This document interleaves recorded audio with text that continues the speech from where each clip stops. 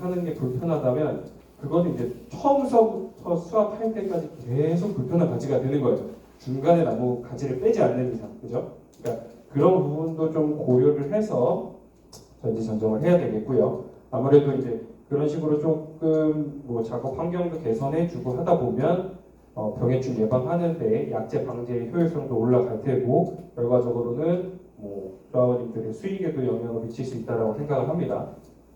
유의할 사항 세 가지를 한번 준비해봤는데요. 일단 첫 번째로는 수세 판단, 그죠? 뭐 가지, 결과지, 과실, 토양, 그리고 두 번째로는 나무의 수용 설정, 그리고 마지막은 제가 중요하다고 말씀드린 작업 공간의 확보입니다. 지금 보시는 사진은 이제 제가 한번 그냥 저희 자료 있는 거 한번 가져와 본 건데요. 첫 번째 상단가지 길이에 따라 판단입니다. 그죠? 상단 길이, 이 주간부라고 하죠. 주간부의 상단 기지, 상단 가지의 길이.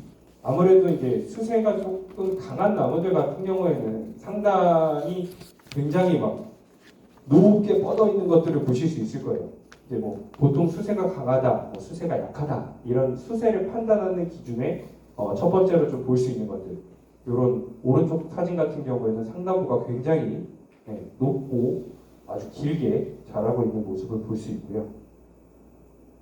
두 번째는 신초, 이제 오래 자란 신초 뭐 가지 길이에 따라서 또 판단하는 경우가 있습니다.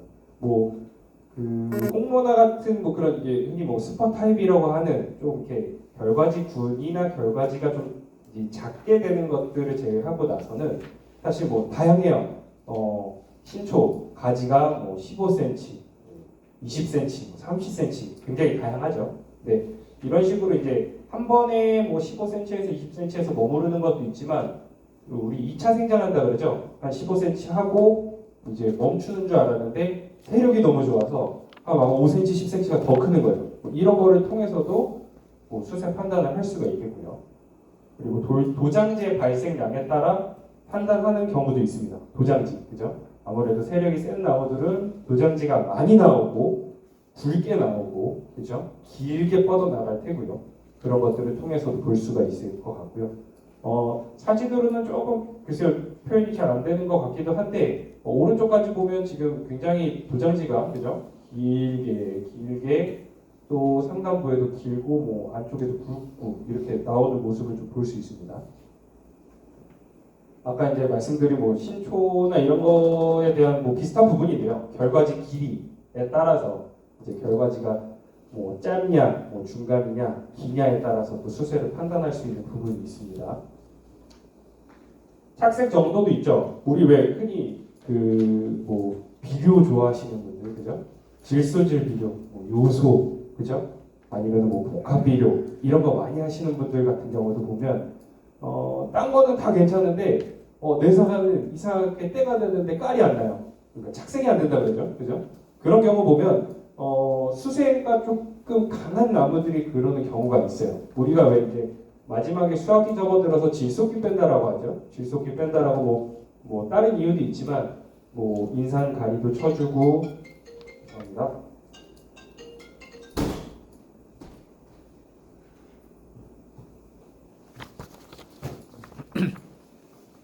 네, 그런 부분이 있는데 생각보다 이제 이렇게 뭐 100% 이런 거는 아닙니다. 그래도 이제 보다 보면 아무래도 수세가 강하고 아까 말씀드린 뭐 신초 길이나 뭐 상단부 길이나 도장지 발생량이나 이런 것들이 많은 것들이 대체적으로 이렇게 좀 착색이 조금 저조한 부분들이 있는 것 같아요. 돌아다녀 보면 그죠? 요거는 이제 수세 판단하는 게 방금 말씀드린 것처럼 이런 것들을 통해서 수세를 내 과학의 수세를 한번 판단해 볼 수 있다라는 걸 설명을 드린 거고요. 제가 여기 계신 몇몇 분들한테도 말씀드렸던 적이 있는데 이거 말고도 제가 여기에 적지는 않았는데 중요한 것 중에 하나가 이제 그 대목의 노출 정도라 그러죠 밑에 그죠? 우리가 지금 대부분 키우고 계신 나무들이 이제 예전에 있는 사과나무를 외성 대목이라고 하는 좀 외화된 키가 좀 작아진 나무들을 접목을 해서 이제 키우는 경우가 있는 건데 이 외성 대목 자체가 묻혀버리면 그 성질이 제대로 발현이 되지 못해서 굉장히 수세가 좋고 강하게 크는 경우가 많아요. 그래서 제가 가끔 몇몇 분들한테 말씀을 드렸는데 수세가 너무 강한데 다른 부분은 괜찮아요 해서 보면 이 접목 부위가 굉장히 확 묻혀져 있는 부분이 있을 때가 있어요. 그러면은 이렇게 평탄화 작업을 해야 된다라고 말씀을 드리거든요. 그래서 이런 식으로 수세를 판단하는 거는 굉장히 여러 가지가 있어요. 그래서 한번 이런 것들을 기억하셨다가 전지 전정을 하시기 전에 이제 수세를 판단을 해보시고 나서 전지 전정을 하시는 게 좀 중요할 것 같아요. 이제 수세 판단이 어느 정도 된다라고 하면 요거는 그냥 중간에 잠깐 넣은 건데요.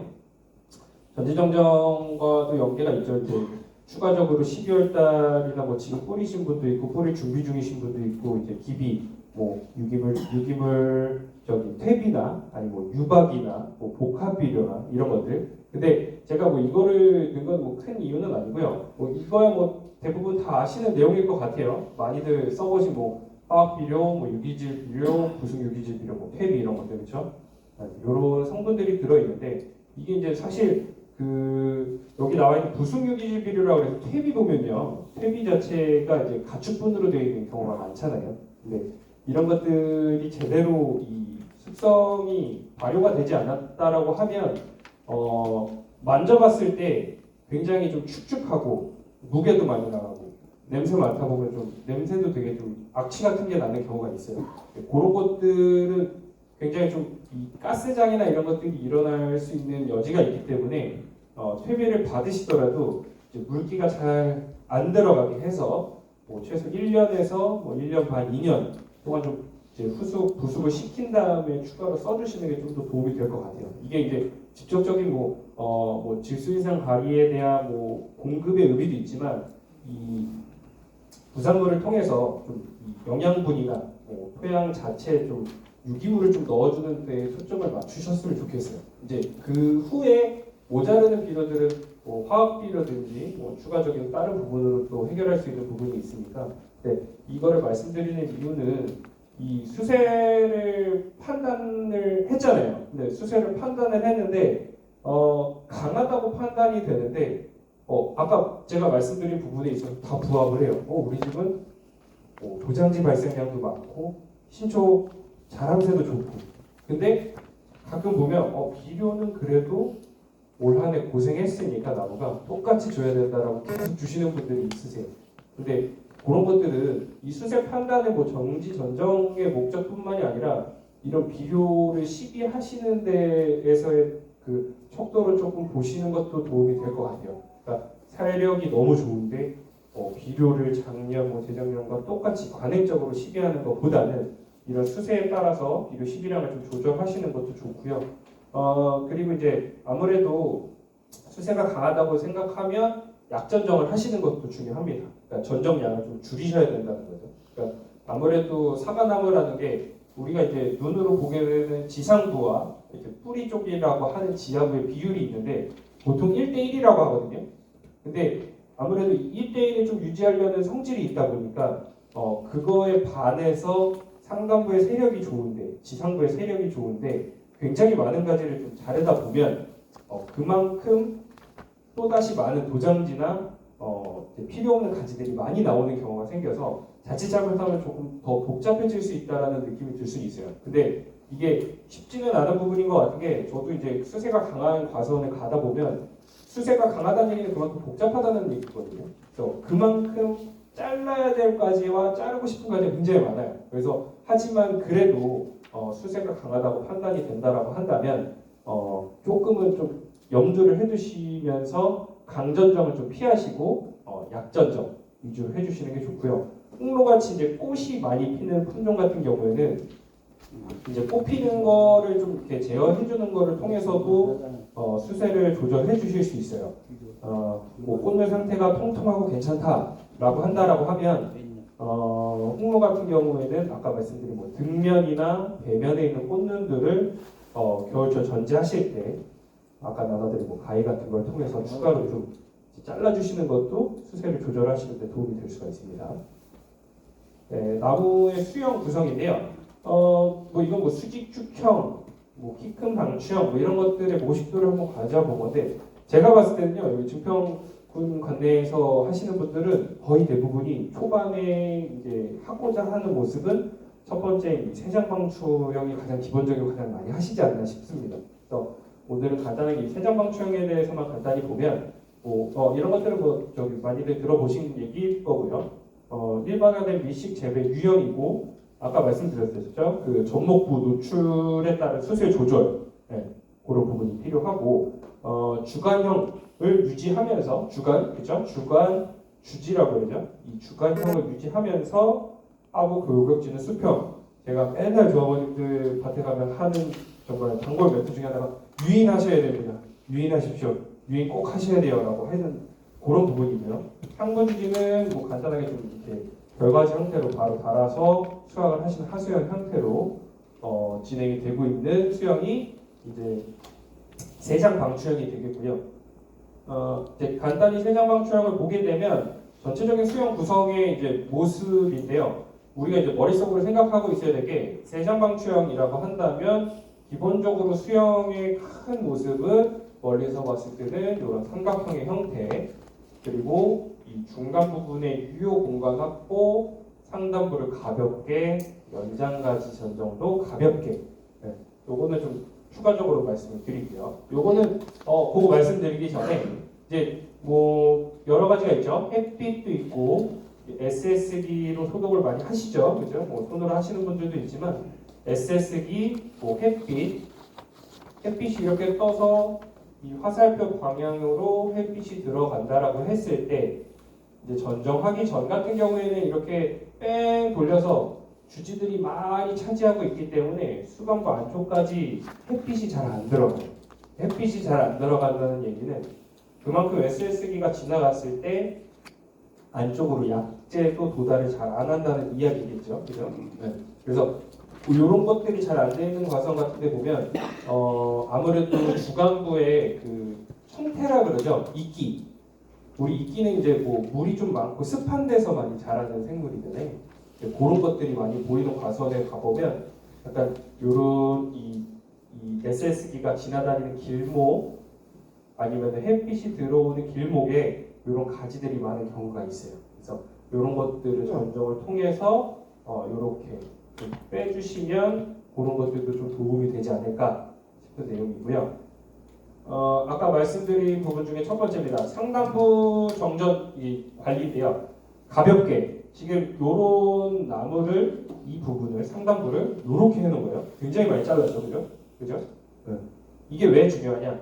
제가 봤을 때는 상단부 자체가 아까 세장방추형 처음 설명드릴 때 그 이제 하부 골격지 같은 경우에는 뭐 수평 유인을 하고 상부는 하수형으로 논다라고 이제 설명을 한번 드렸었는데 이런 식으로 이 결과지 형태 이제 바로 사과를 이제 착화시킬 수 있는 요런 하나, 두 개, 세 개, 네 개, 한 세네 개 정도만 얕은 걸로 보여요. 근데 이게 뭐 똑같이 수세를 조절하는 의미에서 봤을 때 상단부 자체를 이렇게 뭐 사람 머리 자르듯이 중간으로 확 자르는 게 아니라 이런 식으로 이제 한 그 주간 상단부 선의 연장지는 내비두면서 결과지 형태로 하수의 형태 여기 사과가 달리면 당연히 떨어지겠죠, 그죠? 네, 하수형으로 되겠죠. 이런 식으로 이 관리를 하시는 게 좋아요. 이제 가장 큰 이유 중에 하나는 뭐 여러 가지가 있겠지만 상단부에 올라가시는 게 사실 굉장히 힘들어지시는 것 같아요. 그러니까 아까 뭐 사다리 얘기도 말씀 많이 드렸지만 사다리 한번 오르락 내리락 하시는 게 굉장히 힘드시거든요. 근데 처음에 뭐 꽃 딸 때, 적과할 때, 그러니까 한 번 올라가면 계속 올라가야 돼요. 그러니까 내가 이렇게 전정할 때서부터 사다리를 타고 올라가서 전정을 하시겠죠. 근데 전정하실 때 이 부분을 관리를 안 해주시면 적과서부터 뭐 저격 그리고 나중에는 수확할 때까지 사다리를 계속 오르락 내리락 하셔야 돼요. 네, 만약에 이제 좋은 사과가 있고 뭐 좋은 결실 뭐 류를 보인다면 모르겠지만 사실 상단부 보시면 제일 많이 말씀하시는 것 중에 하나가 새 피해, 그렇죠? 조류 피해가가 많다. 상단부는 뭐 새가 다 쪼아먹었어. 뭐 이렇게 말씀하시는 분들도 있고 아무래도 상단부다 보니까 여름철에 좀 데이는 문제도 많아요. 일소 피해라고 하죠. 그래서 이제 여러모로 이제 품질이 좋은 사과가 나오는 게 쉽지는 않은 부분이 있어요. 그래서 이 삼각형의 이 보이시죠? 이 삼각형의 모양을 생각하시면서 상단부는 이렇게 가분수의 형태가 아닌 이런 사과 품질이나 나의 노동력을 위해서라도 좀 가볍게 관리를 해주시는 게 좋습니다. 그리고 이 중간 부분인데요, 그렇죠? 중간 부분. 가끔 제가 말씀드리는 것 중에 하나가 사다리를 타고 주간부 꼭대기를 올라가서 바닥을 내려다 봤을 때 땅이 보여야 된다라고 말씀을 드리거든요. 그러니까 이를테면 뭐 보이지 않는 그런 투명 원기둥이 그 주간부를 이렇게 둘러싸고 있다라고 생각하시면 될 것 같아요. 그러니까 그 부분에는 사과를 착각시키지 않고 도장지도 내비두지 않고 이런 식으로 지금 이런 것들은 뭐 기존에 달려있던 것들을 좀 표현을 해본 거고 보시면은 요 주간 부위에서 주지가 나오죠. 이 주지가 나온 부분, 이 발생 기부에서 25cm에서 뭐 많게는 30cm 정도는 정말 깔끔하게 관리해 주셔도 됩니다. 물론 이 안에 있는 사과가 좋은 경우가 많이 있어요. 이제 가까운 주간부에 가까운 사과이기 때문에 아까워요. 아까운 것도 있고 뭐 사과도 굵고 좋습니다. 근데 이 부분에다가 이제 그 전지전정할 때 말씀을 드리는 이유가 나중에 사과가 달리고 나서 어느 정도 크기 시작하면 그때 가서 저 아버님들한테 자르세요, 자르십시오라고 하면 아까워서 절대 못 자르세요.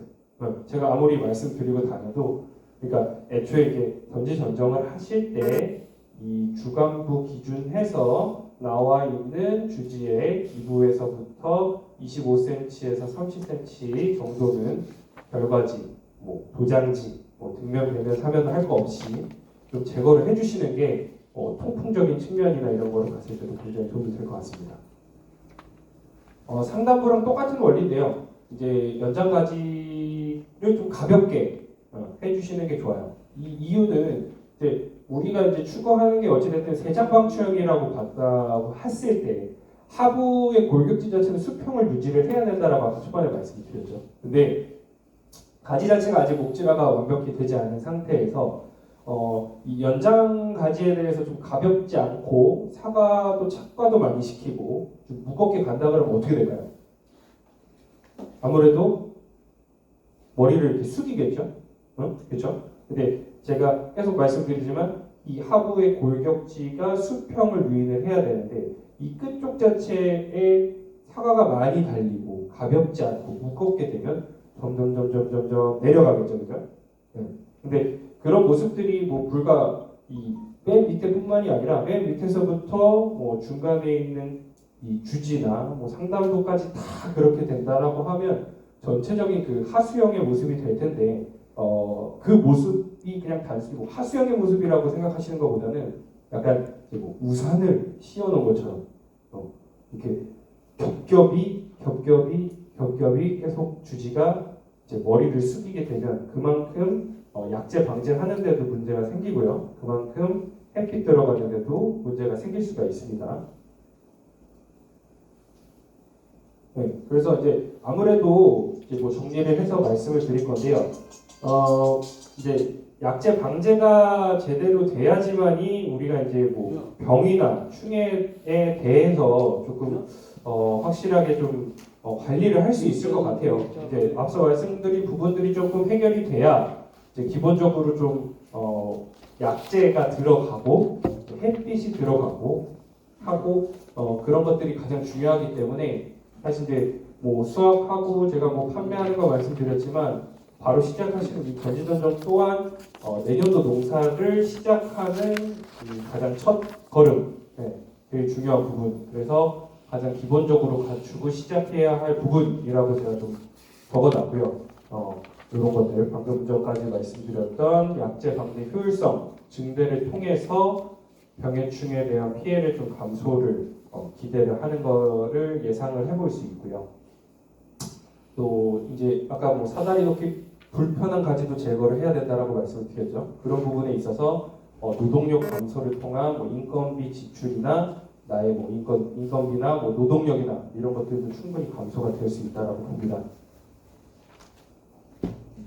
일단은 제가 뭐 정지 전정 방법은 사실 아까서 초반에 말씀을 드렸지만 이게 뭐 간단한 그냥 기초 같은 부분을 말씀